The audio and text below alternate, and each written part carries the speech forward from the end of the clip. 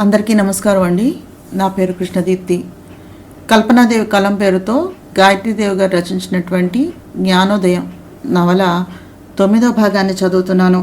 కృష్ణ చైతన్య సహకారంతోనే రాధికను చూడటానికి వచ్చాడు రాజేంద్ర ప్రసాద్.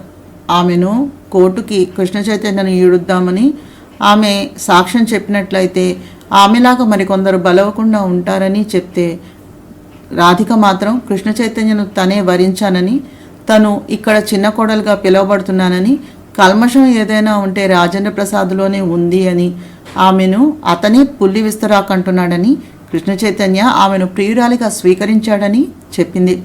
అది విన్న కృష్ణ చైతన్య రాజేంద్ర ప్రసాద్ని అక్కడి నుంచి గెటౌట్ అని చెప్పేసి రాధికను తీసుకుని తమ గదిలోకి వెళ్ళిపోయాడు. నాకు నీ గురించి ఒక రహస్యం తెలుసు అని చెప్పాడు రాధికకి. రహస్యమా?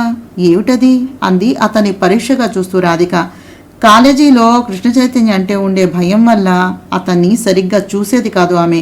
కృష్ణాపురం చేరాక సిగ్గు వల్ల చూసేది కాదు. ఈ 2 రాత్రుల సహచర్యంతో కృష్ణ చైతన్యను ఇప్పుడే చూడగలుగుతోంది. ఆ రహస్యం నీకు నేను చెప్పాలంటే నువ్వు నాకు ఏదైనా తాయిలం ఇవ్వాలి అన్నాడు.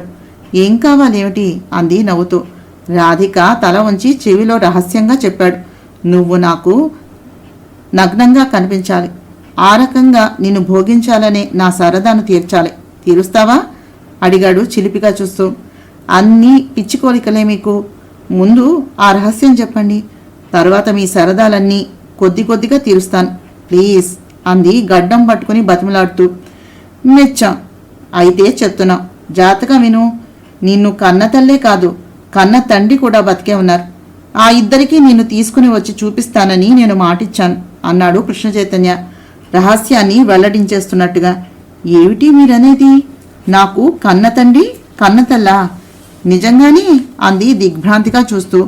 ఆమె మనస్సు సంజీవి ఇంట్లో ఇంటాయన చెప్పిన జోస్యం గుర్తుకొచ్చింది. నిజంగా నేను యథార్థమే చెప్తున్నాను రాధా. సుచిత్రాదేవి నీకు కన్న తల్లి. కన్న తండ్రి మాత్రం సుదర్శనం కాదు, ధనుంజయ్. ఈ రహస్యం నాకు కూడా నిన్న రాత్రే తెలిసింది. నన్ను కన్న నా తల్లి పూజించే ఆ శ్రీకృష్ణ పరమాత్మ సాక్షిగా ఇది నిజం అన్నాడు రాధిక తల వంచి చేయి పట్టి కృష్ణ చైతన్య. ఇదంతా మీకెలా తెలిసిందండి అంది ఇంకా దిగ్భ్రమంగానే చూస్తూ. నిన్న మా లాయర్ ఫోన్ చేసి ఒకసారి పర్సనల్గా కలుసుకోమన్నారు. బయలుదేరుతూ ఉంటే సుచిత్రాదేవి కాల్ వచ్చింది. రాజేంద్ర ప్రసాద్ ఆవిడ ఎంత చెప్తున్నా వినకుండా రాధికను తీసుకుని వచ్చేస్తానంటున్నాడు. దాని జీవితం ఎక్కడ నాశనం అవుతుందోనని భయంగా ఉంది. ప్రాణాలన్నీ దాని మీద పెట్టుకుని బతుకుతూ ఉన్నాను కృష్ణ. నాకున్న ఆశారేఖ అది ఒక్కతే. నాకు అప్పుడే అనుమానం వచ్చింది, పెంచిన తల్లి లేదు ఈవిడ ధోరణి అని. కన్న తల్లిలానే ప్రేమిస్తోంది అనుకున్నాను. రాజేంద్ర ప్రసాద్ చాలామంది లాయర్లను కలిశాడట. అంతా నా పేరు వినగానే చేతిలో ఎత్తేశారట. కృష్ణ చైతన్య నిర్బంధంలో నుంచి ఆ పిల్లను తీసుకుని వచ్చి ఆ పిల్ల చేత వాణ్ణి కోర్టుకు ఇరిపిస్తాను అని శపథం చేస్తున్నాడట. లాయర్ గారు నాకు ఆ విషయాన్ని చెప్పి జాగ్రత్తగా ఉండమన్నారు. నేను నిర్లక్ష్యంగా నవ్వి వచ్చేస్తూ ఒకసారి ఎందుకైనా మంచిదని సుచిత్రాదేవిని కలిసి ధైర్యం చెప్పి రావాలని గుర్రపు కోచుని అటు తిప్పించాను. సరిగ్గా నేను ఆ ఇంటికి వెళ్లేసరికి రాత్రి 12 దాటింది. అంటే మీరు పనుందని 9ంటికే వెళ్ళిపోయింది. లాయర్ గారిని కలవాలనా అంది రాధిక ఆశ్చర్యంగా చూస్తూ. అవును అన్నట్టుగా తల ఊపి మళ్లీ మొదలుపెట్టాడు కృష్ణ చైతన్య. ఇంత రాత్రి వెళితే బాగుంటుందా అని ఆలోచిస్తూ సెంటర్లో గుర్రపు కోచుని ఆపించాను. వీధి దీపాల వెలుగులో నల్లని బూనీస్ కప్పుకుని ఒక వ్యక్తి ఒకడు మీ ఇంటి గేటు దగ్గరకు వెళ్ళాడు. బూర్కా సలాం చేసి గేటు తెరిచి ఆ ఆకారాన్ని లోనికి పంపించాడు. చలికాలం కాదు, ఉక్కబోస్తూ ఉండగా ముసుగు వేసుకున్న వ్యక్తి దొంగేమో అనుకుందామంటే గూర్ఖా గేట్ ఎందుకు తెరుస్తాడు? పేషెంట్ ఏమో అనుకుందామంటే మెయిన్ గేట్లోంచి ఎందుకని వస్తాడు అని నేను బైనాక్యులర్స్ని తీసుకుని చూడటం మొదలుపెట్టాను. ఆ వ్యక్తి కాలింగ్ బెల్ నొక్కాడు. నైటీలో ఉన్న సుచిత్రాదేవి లైట్ వేసి తలుపు తీస్తూనే ఆ వ్యక్తి చెయ్యి పట్టుకుని లోపలికి లాగి మళ్లీ తలుపులు వేసుకుంది. ఇక అతనెవరో తెలుసుకుని రావాలనే ఆసక్తితోటి నేను గుర్రపు కోచు దిగి వెళ్ళి గోడను దూకి గూర్ఖాకు తెలియకుండా మొక్కల చాటు నుంచి వాటర్ పైప్ దగ్గరకు చేరుకుని దాని ఆసరాతో పైకి ఎక్కి కారిడార్లోకి దిగి లైటు వెలుగుతున్న గది కిటికీలో నుంచి లోపలికి చూశాను. లోపల మంచం మీద కూచుని ఏడుస్తున్నాడు. చేతుల్లో ముఖం దాచుకుని నల్లని ముసుగులో ఉన్నటువంటి వ్యక్తి. సుచిత్రాదేవి కింద నుంచి పైకి వచ్చింది అన్నం కంచంతోటి. ఆ కంచం టీపాయ్ మీద పెట్టి వెళ్ళి అతని పక్కన కూర్చుని ముసుగులాగి కుర్చీలో పడేసి భుజం మీద సాలువాతోటి ఆ మనిషి చేతులు తప్పించి కళ్ళు తుడిచి అన్నం తినిపించబోయింది.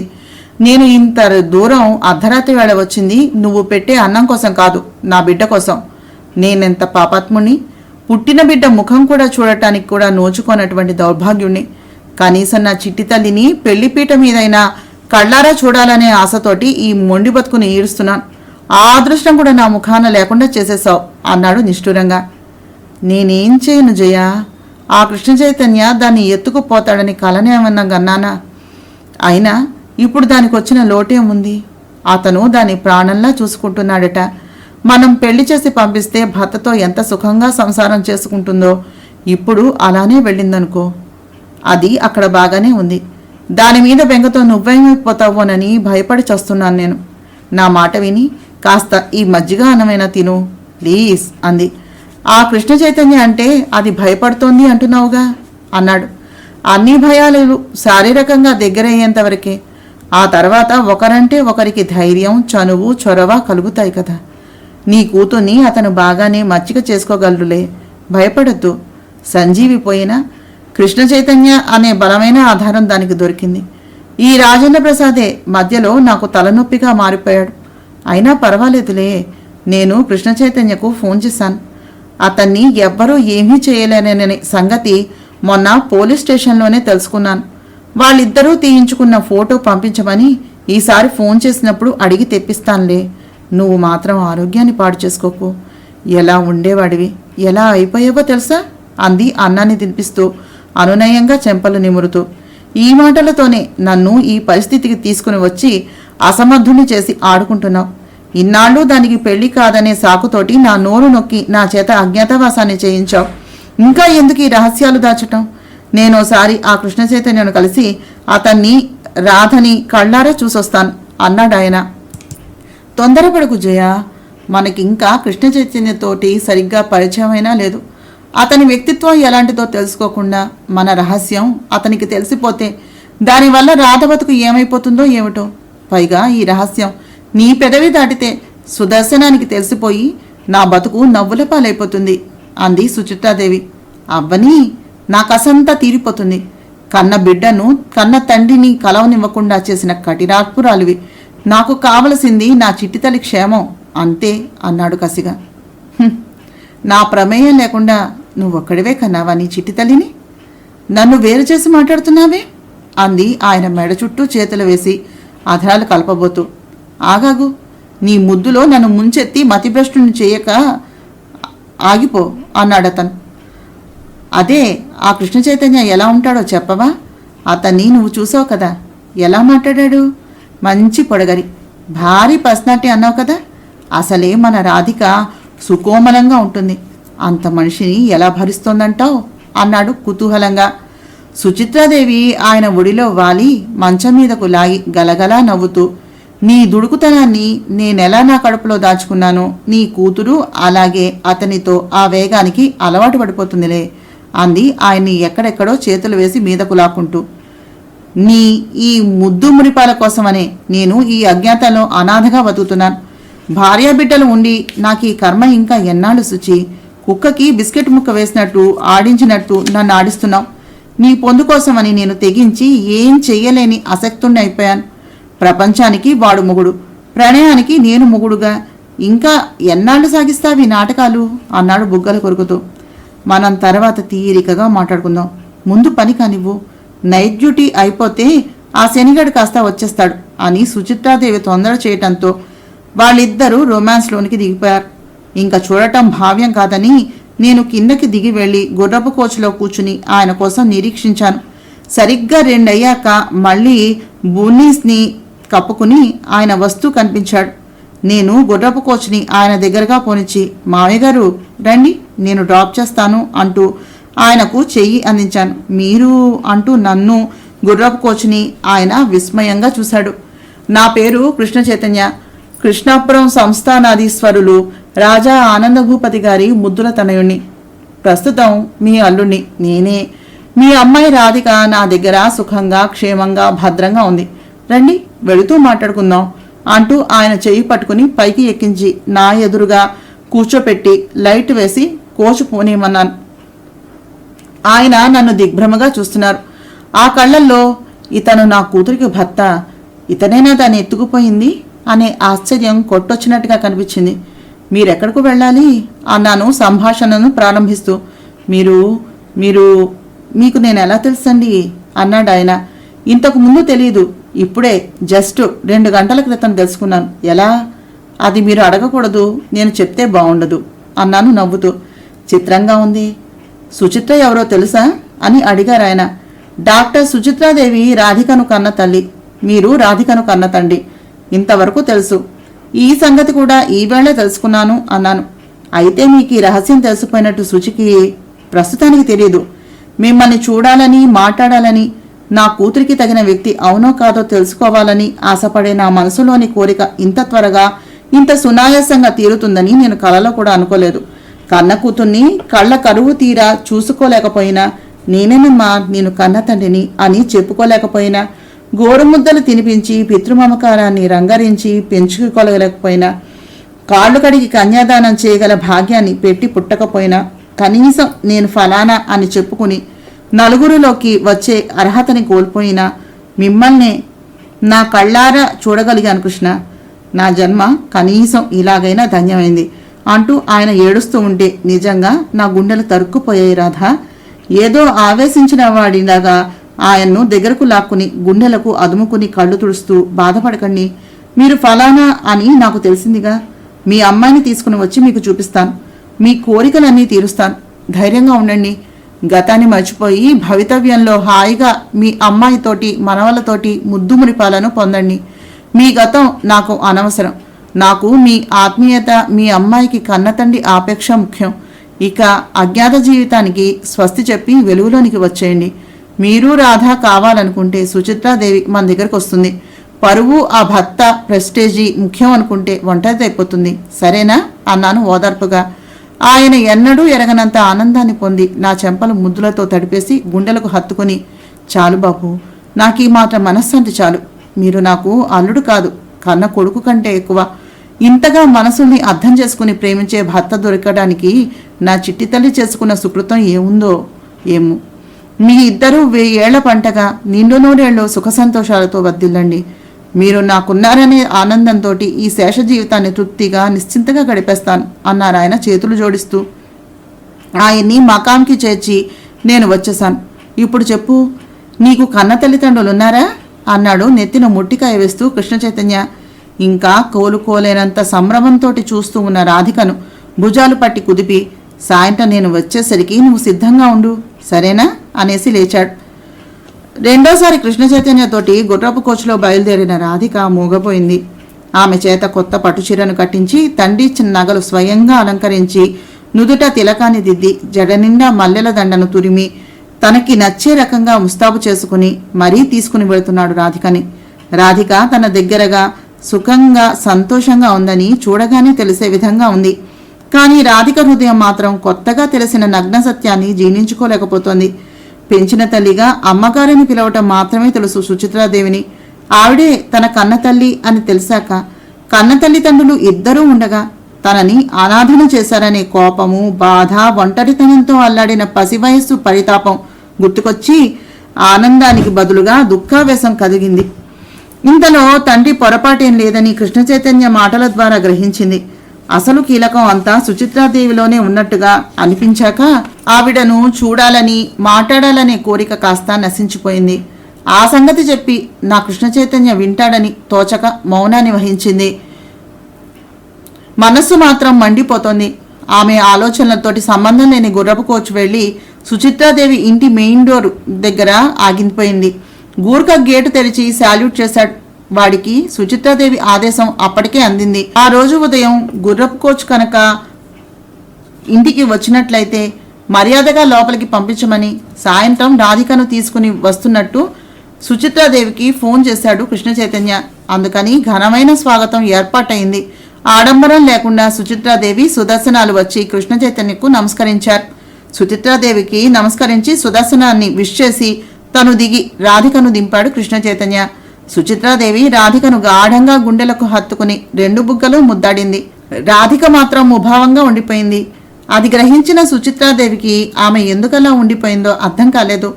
లోపలికి తీసుకుని వెళుతూ, నిన్నెప్పుడు చూస్తానా అని ఉదయం నుంచి తప్పించిపోతున్నాను రాధి. నువ్వెలా ఉన్నావే? ఏమైందమ్మా అంది ఆప్యాయంగా. ఇంకెలా ఉండాలి? కొత్త కొత్త సంగతులు తెలిసి నమ్మలేని మతిభ్రష్టురాల్ని చేసేసాయి నన్ను. కృష్ణలా అందరినీ అర్థం చేసుకునే ఔదార్యం నాకు లేదుగా అంది గంభీరంగా.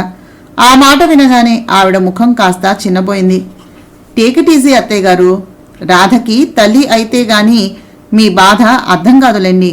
తన మాటలు పట్టించుకోకండి. ఈ వరలక్ష్మి వ్రతం ముందుగా మీ ఇంట్లోనే చేసుకోవాలట. అందుకని మీ ఇంటికే తీసుకుని వచ్చాను. ఇదంతా నాన్నగారు చెప్పారు. మీరు మీ అమ్మాయితో హాయిగా సమయాన్ని గడపండి, నేను వెళ్తాను అంటూ లేచాడు. అదేమిటి కృష్ణ, అప్పుడే వెళ్ళిపోతున్నారు? ఈ రాత్రి మా ఆతిథ్యాన్ని స్వీకరించకుండా వెళ్ళిపోతారా అంది నిరుత్సాహంగా చూస్తూ సుచిత్రాదేవి. నేనెక్కడికి వెళ్తానండి బాబు. ఇక రాధిక లేకుండా క్షణం కూడా బతకలేని దుర్బలుడు ఈ కృష్ణ చైతన్య. నేను వెళ్లేది షాపింగ్ కోసమని. రేపు వ్రతానికి కావలసినవన్నీ తెప్పిస్తాను. రేపు మధ్యాహ్నం మీ అమ్మాయిని తీసుకుని వెళ్తాను అన్నాడు చిరునవ్వులు చిందిస్తూ కృష్ణ చైతన్య. అతను వెళ్ళాక సుదర్శనాన్ని కూడా బజారుకి వెళ్ళి మన్నాడు వ్రతానికి కావలసినవన్నీ తీసుకున్నామని తెలివిగా పంపించేసిన సుచిత్రాదేవి రాధిక గదిలోకి వచ్చింది. రాధిక గదిలో కిటికీ దగ్గర నిలబడి ఉండిపోయింది. వెనుక వైపు పొందికైన చీరకట్టులో నడుమున వడ్డాణంతో సాక్షాత్తు లక్ష్మీదేవిలా ఉంది. కూతురు అదృష్టానికి మురిసిపోవాలో, ఆమెలో స్పష్టంగా కనిపిస్తున్నటువంటి విముఖత్వానికి చిందించాలో అర్థం కాలేదావిడకి. ఆ ఏకాంతాన్ని సద్వినియోగం చేసుకోకపోతే మళ్లీ సుదర్శనం కృష్ణ చైతన్య వచ్చేస్తారు. రాధికను తీసుకుని వెళ్ళిపోతాడేమో అనే భయంతో ఆమె దగ్గరగా వెళ్ళి చేతులు పట్టుకుని తీసుకుని వచ్చి మంచం మీద కూర్చోబెట్టి, రాధా, ఇందాక ఏమిటి కొత్త సంగతులేవో తెలిసాయంటున్నావు? ఏమిటవి? దయచేసి చెప్పమ్మా. నీ మనస్సులో హఠాత్తుగా నా పట్ల కలిగిన ఈ అయిష్టానికి కారణం ఏమిటో నాకు తెలియాలిగా. లేకపోతే నాకు పిచ్చెత్తిపోయేలా ఉంది. నీకు కొత్తగా తెలిసిన సంగతులేమిటి? నా తల్లివి కదూ, నాతో చెప్పమ్మా. ఇంకా నా దగ్గర ఏమీ దాచద్దు. నేను దేన్నైనా భరించగలను కానీ నీ ఆగ్రహాన్ని మాత్రం భరించలేనమ్మా. ఈ ప్రపంచంలో నాకున్నది ఇద్దరే. ఆ ఇద్దరిలో ఏ ఒక్కరు దూరమైనా నా బతుకు దుర్భరమైపోతుందమ్మా అంది కళ్ళల్లో తిరిగే నీళ్లతో సుచిత్రాదేవి. మీరు ఇన్నాళ్ళు డాక్టర్ సుచిత్రాదేవిగా నన్ను పెంచిన తల్లిగా తెలుసు, కానీ ఈవేళ మీరే నన్ను కన్న తల్లి అనే సత్యం తెలిసింది అంది రాధిక. రాధా, సుచిత్రాదేవి ఒక్క క్షణం స్తబ్దుగా మారిపోయింది. కన్న తల్లి తండ్రి ఉండగా నన్నెందుకు అనాథగా పెంచారు? నాకెందుకు ఆ మమకారము ఆపేక్ష తెలియకుండా చేశారు?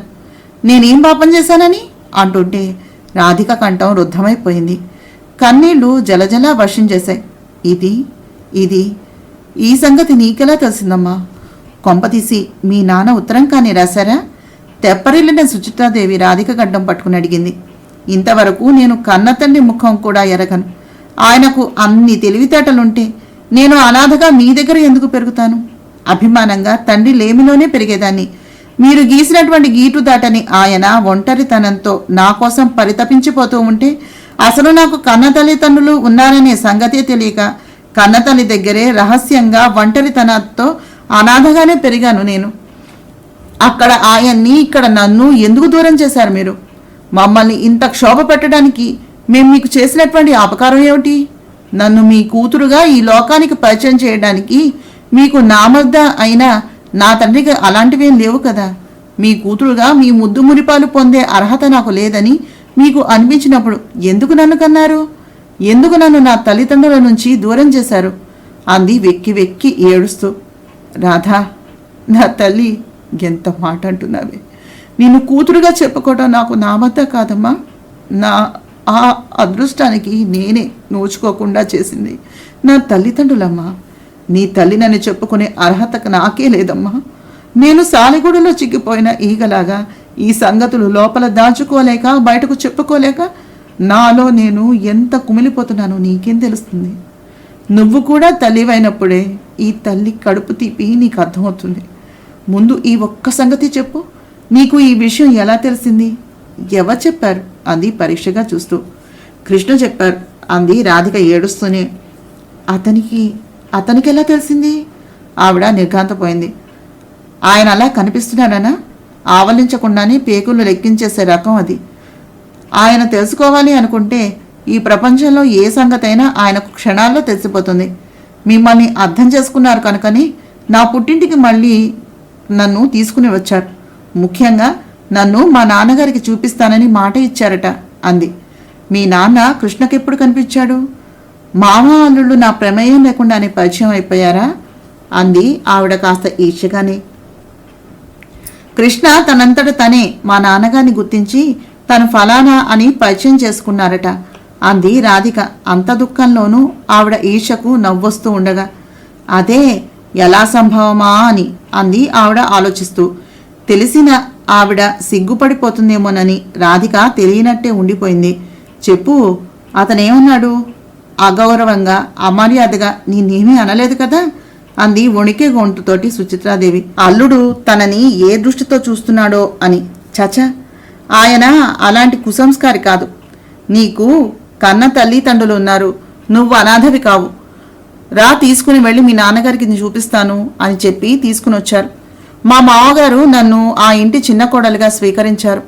మొదట సంవత్సరం ఆడపిల్ల పుట్టినింటిలో వరలక్ష్మి వ్రతం చేసుకోవాలి కాబట్టి చేయించి తీసుకురమ్మని పంపించారు.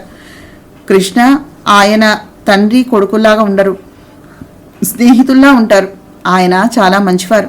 ఇక కృష్ణ వాళ్ళ అమ్మగారైతే దేవత. ఈ భవబంధాలన్నీ తెంపేసుకుని రాగద్వేషాలకు అతీతమైనటువంటి స్థితిలో దైవానికి అంకితమైపోయింది ఆవిడ అంటూ అక్కడ తనకు తెలిసిన విషయాలన్నీ చెప్పేసింది రాధిక. సుచిత్రాదేవి ఇంట్లో వరలక్ష్మి వ్రతం పూజ చేసుకున్న రాధిక 9 పిండి వంటలు నైవేద్యం పెట్టింది. సుచిత్రాదేవి కృష్ణ చైతన్యను లోపలకు పిలిచి, అమ్మాయి మెడలో ఈ తాళి కట్టేయండి అంది పసుపు కొమ్ము కట్టిన తాళిని ఇస్తూ. క్షమించండి, రాధికను దొంగదారిని రహస్యంగా పెళ్లి చేసుకోవటం నా అభిమతం కాదు. నా భార్యను ఒప్పించి మా నాన్నగారు మెచ్చేలా రంగరంగ వైభవంగా చేసుకోవాలి అనేది నా జీవితాశయం. ఆ లక్ష్మీదేవి సాక్షిగా నా ఈ కోరికను తప్పకుండా సఫలీకృతం చేసుకుంటాను. అంతవరకు రాధిక కన్నెగానే నాతో సంసారం చేస్తుంది. నేను పద్మకు తెలియకుండా రాధిక మెడలో తాళి కట్టనని మాటిచ్చాను. ప్రాణం పోయినా పర్వాలేదు, కానీ మాటిచ్చి తప్పే మనిషిని కాను. కావాలంటే గాంధర్వ వివాహాన్ని చేసుకుంటాను అంటూ తన మెడలోని సూర్యుని రాళ్ల పథకంతో ఉన్నటువంటి గొలుసు తీసి రాధిక మెడలో పెట్టాడు. సుచిత్రాదేవి రాధిక చేత నవరత్నాలతో తయారు చేయించినటువంటి ఉంగరం కృష్ణ చైతన్యకు పెట్టించింది. రాధిక తన మెడలోని సన్నని గొలుసు తీసి కృష్ణ చైతన్య మెడలో పెట్టింది. అది అతని మెడకి కంఠహారంలాగా అమరి అతని ముఖం మరింత ముగ్ధ మనోహరంగా కనిపించొస్తుంది. రాధిక చేతికి తోరం కట్టి తను తీసుకువచ్చినటువంటి చీర, రవ్వల సెట్టు, హారము ఇచ్చాడు కృష్ణ చైతన్య. సుచిత్రాదేవి తను రాధిక కోసం చేయించిన నగలు, చీర ఇచ్చింది. అందుకుని ఆవిడ కాళ్లకు నమస్కరించి పక్కన పెట్టేసింది. అక్కడ రాధాంబికాదేవి అంతఃపురంలో కృష్ణ చైతన్య చేయించిన 25 రకాల నగలు సెట్లు ఉండగా ఆనందభూపతి ఇచ్చిన 7 వారాల నగలు కాక కృష్ణ చైతన్య ఆ వ్రతానికి తెచ్చిన నగల కన్నా కృష్ణ చైతన్య తాళిబొట్టుగా తన మెడలో పెట్టిన గొలుసు చూసి మురిసిపోయింది రాధిక. ఆ గొలుసుని తనకిమ్మని పద్మ చాలాసార్లు అడిగినా ఇవ్వని కృష్ణ చైతన్య అది రాధికకు తీసి ఇచ్చేశాడు. తన 1 కోటి రూపాయల ఆస్తిని తన తదనంతరం రాధ పేరు మీద రాయించి ఉంచినటువంటి విల్లు కాగితాలను భోజనాలయ్యాక రాధిక చేతిలో పెట్టింది సుచిత్రాదేవి. సుదర్శనం ఆవదం తాగినట్టుగా ముఖాన్ని పెట్టాడు, ఏమాత్రం ఇష్టం లేనట్టు. ఆ కాగితాలు ఫలానా అని తెలియగానే చూడను కూడా చూడని రాధిక కృష్ణ చైతన్యను చూపించకుండానే పర్రను చింపేసింది. సుచిత్రాదేవి నివ్వెరపోయింది. సుదర్శనం ముఖం ఏమో ఆనందంతో విప్పారింది. కృష్ణ చైతన్య క్లాప్స్ కొడుతూ hats off Radhika, hats off to you అని అభినందించాడు చిరునవ్వులు చిందిస్తూ. క్షమించండి అమ్మగారు, నేను మీ నుంచి కానీ కృష్ణ నుంచి కానీ సంపదని ఏనాడు ఆశించలేదు, ఆశించబోను కూడా. నాకు కావాల్సింది మీ నుంచి ఆప్యాయత, వారి నుంచి అనురాగం. ఈ ప్రపంచంలో నేను అనాథను కాను. నాకు అంతా ఉన్నారనే ఆనందం, తృప్తి, సుఖ సంతోషాలు ఇవ్వలేని ఐశ్వర్యం నేనెప్పుడు కోరుకోనమ్మా అంది స్పష్టంగా రాధిక. పసుపు కుంకుమలతోటి పట్టుచీరను బొట్టు పెట్టి ఇస్తూ, నా తృప్తి కోసం ఈ కన్య ఆభరణాలైనా తీసుకోరాధా. నీకు కన్యాదాన సమయంలో వీటిలో అలంకరించి కన్యాదానం చేయాలి అనుకున్నాను. అంది సుచిత్రాదేవి కన్నీళ్లతో. రాధిక ఏదో అనబోతూ ఉండగా కల్పించుకున్న కృష్ణ చైతన్య, మాకు అంత అదృష్టం అంటూ కలిగితే అప్పుడు తప్పకుండా తీసుకుంటుంది. ఇప్పుడు మీ దగ్గరే ఉంచండి అని ఆవిడ చేతుల్లో పెట్టేసి లేచాడు. ఈవేళ శుక్రవారం కదా, రేపు తీసుకుని వెళ్ళండి కృష్ణ అంది సుచిత్ర. ఎలాగో తీసుకుని వెళ్లేది రేపే. ఈ రాత్రి అక్కడ నిద్ర చేస్తుంది అంతే అన్నాడు మెరిసే కళ్ళతో కొంటెగా నవ్వుతూ కృష్ణ చైతన్య. ఆ నవ్వు చూడగానే సుచిత్రాదేవికి కాస్త అర్థమైపోయింది. అక్కడ అంటే ధనుంజయ్ దగ్గర కనుక అది పుట్టిల్లే, అసలైన పుట్టిల్లు కూడా అదే కనుక అతను ఆ సంగతి తన నవ్వు ద్వారా చమత్కారంగా తెలియజేశాడని గ్రహించి ఆవిడ సిగ్గుపడింది. గుర్రపు కోచ్ వరకు వచ్చి సాగనంపారు రాధ, కృష్ణ చైతన్యలను, సుచిత్రాదేవి, సుదర్శనాలు. ఆయన అసలు వాళ్ళని వదిలి దూరంగా వెళ్లలేదు. ఓ విధంగా కావాలని కావలి కాసినట్టుగా ఉన్నాడు. తనకు తెలియకుండా సుచిత్రాదేవి ఏమిచ్చేస్తుందో, ఏం గూడుపటాని చేస్తుందో అని భయపడ్డాడు. చివరికి రాధిక ఆ ఇల్లు చింపివేశాక శాంతి శ్వాసను తీసుకున్నాడు. రాధికను అపురూపంగా తను ఎక్కి ఆమె నడుం పట్టుకుని పైకి ఎక్కించుకుని ఆమెను సీట్లో కూర్చోబెట్టి చేతులు జోడించాడు. నాకు దాన్ని దూరం చేయకండి కృష్ణ, కనీసం నెలకి ఒక్కసారైనా తీసుకుని వచ్చి చూపిస్తూ ఉండండి. దాన్ని చూడకుండా నేను ఉండలేను అంది కళ్ళల్లో తిరిగే నీళ్లతోటి సుచిత్ర. నాకు కుదరదు అత్తయ్య గారు, దయచేసి మరోలా భావించక రాధను చూడాలి అనిపించినప్పుడల్లా మీరే స్వయంగా వచ్చి చూసి వెళ్ళండి. ఇదిగో విజిటింగ్ కార్డు, ఇది చూపిస్తే గాని అసలు లోపలికి అలో చేయరు. మీ అమ్మాయి వైభవాన్ని కళ్ళారా చూసిన వారు అవుతారు కూడాను. ఓకేనా? మాకు సెలవు ఇప్పించండి అన్నాడు కృష్ణ చైతన్య. చేతిలోని కార్డుతో ఆ గుర్రపు కోచు కనిపించేంత వరకు అటే చూస్తూ ఉండిపోయింది సుచిత్రాదేవి. ఉద్విగ్న భరితమైనటువంటి హృదయంతో కూర్చుంది కృష్ణ చైతన్య పక్కన రాధిక. పుట్టి బుద్ధి తెలిసాక ఎప్పుడూ ఎరగని చూడని కన్నతండ్రిని కలుసుకోబోతోందామె. అంటేనే ఆమె గుండెలు చిత్రంగా అనిపిస్తూ ఉన్నాయి. కృష్ణ చైతన్య మంచివాడు కనుక మళ్ళీ తల్లి తండ్రి అనే అనుబంధాన్ని తను పొందింది. మాతృమమత పరిచయమే కానీ పితృమమకారం గురించి ఆమెకు అస్సలు తెలియదు. సిగ్గు, భయం, ఆనందం, సంకోచం, ఏదో అర్థం కాని ఉత్సాహం కూడా ఆమెలో పెళ్ళుబుకుతూ ఉన్నాయి. సినిమాల్లో చూసిందే గాని నిజ జీవితంలో కూడా ఎదుర్కోవాల్సి వస్తుందని ఆమెకు అసలు తెలియదు. గుర్రపు కోచు సిటీ లిమిట్స్ దాటాక పెద్ద గేటుతో ఉన్నటువంటి ఒక విశాలమైన స్థలం చుట్టూ ఏర్పాటు చేసినటువంటి కోటలాంటి గోడలాంటి ప్రదేశం ముందు ఆగింది. గేటుకు ఇరువైపులా బొగడ చెట్లు ఉన్నాయి. లోపల చెట్లల్లో గొప్పులు తవ్వుతున్న ఒక వ్యక్తి గుర్రపు కోచు శబ్దాన్ని తల తిప్పి చూస్తూనే పరిగెత్తుకుంటూ వచ్చి గేటు బాలా తెరిచాడు. గుర్రపు కోచు లోపలికి వచ్చి వరండా ముందాగింది. తలకి తలపాగా, నీరుకావి పంచె, జబ్బల బనీను, దుబ్బులా గిరజాలు పెరిగినటువంటి ముఖాన పడేటటువంటి క్రాఫు, మాసిన గడ్డం, అక్కడక్కడ తెల్లని వెంట్రుకలతో 40 సంవత్సరాల వయసులోనే 50 సంవత్సరాలు వచ్చేసిన వాడిలా కాయ కష్టంతో శ్రమకి తట్టుకోగల బలిష్టమైన విగ్రహంతో, పొడుగ్గా మోటుబారిన బాహువులతో, చూడగానే చాలా సామాన్యంగా కూలివాడిలా కనిపించే వేషభాషలతో ఉన్న ఆ వ్యక్తిని కళ్ళు పెద్దవి చేసుకుని చూస్తూ ఉండిపోయింది రాధిక. నమస్కారం మావగారు, ఇదిగో మీ అమ్మాయి, మీకు చూపిస్తానని మాట ఇచ్చాను కదూ, తీసుకుని వచ్చాను అన్నాడు తను దిగి రాధికను దింపుతూ కృష్ణ చైతన్య. లోపలికి రండి కృష్ణ, అలనాటి రుక్మిణీ కృష్ణలను చూడగలిగినటువంటి అనుభూతి కలుగుతోంది నాకు. నిజంగా నా జన్మ ధన్యమైపోయింది అన్నాడు ధనుంజయ్ ఆ ఇంటి తలుపులను తీస్తూ. అది చాలా పాతబడినటువంటి మండువాలోగిలి. 4 పక్కల 4 గదులున్నాయి. మధ్యగా మండువా గోడకు ఎత్తి ఉన్నటువంటి పట్టి మంచాన్ని వాల్చి దుప్పటి పరిచి కూర్చోండి, ఇప్పుడే వస్తాను అనేసి వెళ్ళిపోయాడు త్వరగా. రాధిక, కృష్ణ చైతన్యాలు కూర్చున్నారు ఆ మంచం మీద. గోడలను సుచిత్రాదేవి తోటి ధనుంజయ్ తీయించుకున్నటువంటి ఫోటోలున్నాయి. ఒకదానిలో సుచిత్రాదేవి 2 జడలతో 18 ఏళ్ల పాలనీరు గులాబీలాగా ఉంది. ఇంకో దాంతో నిమ్మకాయలు నిలబెట్టేంత పెద్ద బుంగమీసాలతో ఉన్న వ్యక్తి కుడి పక్కన సుచిత్రాదేవి. ఎడమ పక్క ఒంటి నిండా నగలు దిగేసుకున్న గజలక్ష్మిలా ఉన్న ఇంకో ఆవిడ ఉంది. ఆ ఇద్దరి పోలికలు సుచిత్రాదేవిలో ఉండడం వల్ల వాళ్ళిద్దరూ ఆవిడ తల్లిదండ్రులు అనే విషయం అర్థమైంది. ఇంకో దానిలో స్ఫురద్రూపంతో వెలిగిపోయే 23 ఏళ్ల యువకుడిలా ఉన్న ధనుంజయ్. ఇంకో దానిలో కళ్యాణ వేషధారణలో చేతులు పట్టుకుని మెడలో కర్పూర దండలతో సుచిత్ర, ధనుంజయులున్నారు. ఆ ఫోటోను వదిలి రాలేదు ఆ ఇద్దరి కళ్ళు. అందులోనూ సుచిత్రాదేవి అందంగా ఉందో ధనుంజయ్ అందంగా ఉన్నాడో చెప్పడం చాలా కష్టం. ఇద్దరూ పోటీ పడుతున్నంత అందంగా ముగ్ధ మనోహరంగా ఉన్నారు. ఇంకో దానిలో మీసమేని ముఖంతో విభూది పిడికట్లు ధరించి స్తోత్రియ బ్రాహ్మణోత్తముడిలా ఉన్న వ్యక్తి పక్కన పేద ముత్తైదువులా ఉన్న స్త్రీమూర్తి, ముగ్గురు మగపిల్లలు, ఇద్దరు ఆడపిల్లలతో ఉంది ఇంకో ఫోటో.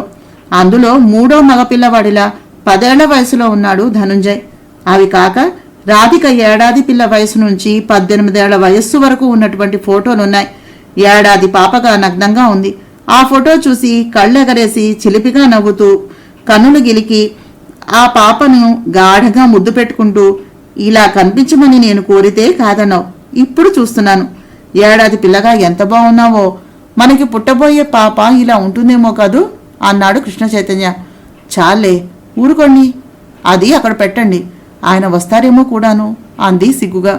ఊహు, నేనింటికి తీసుకుని వెళ్తాను, భద్రంగా దాచుకుంటాను అన్నాడతను అల్లరిగా.